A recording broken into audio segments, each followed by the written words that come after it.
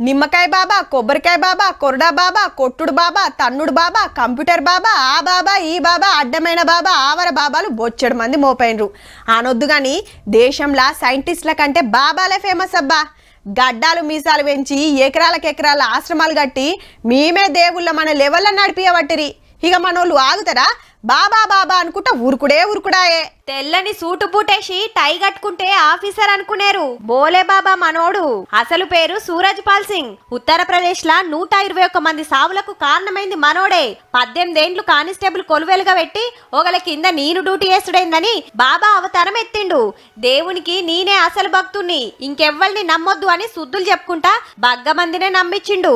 అయ్యవారే అనుకుంటే అమ్మగారికి సుత భక్తులను తయారు చేసిండు ముద్దుగా. నిన్న సత్సంగ్ అంటే భక్తి మీటింగ్ పెట్టడానికి పర్మిషన్ తీసుకుండు. చెప్పింది 80,000 మంది, వచ్చింది 2.5 లక్షలు. ఆడోళ్ళు పిల్లలే ఎక్కువ వచ్చిరట.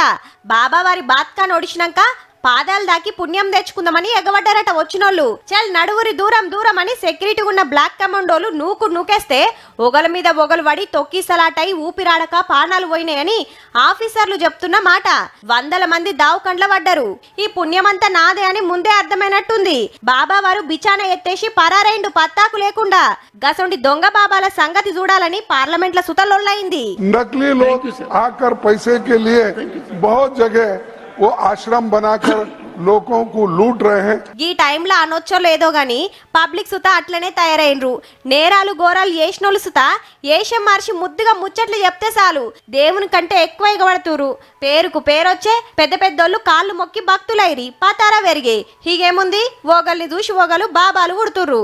ఎవలేంది అనేది మనం కూడా ఓ పారి ఆలోచన చేసుకుంటే మంచిది.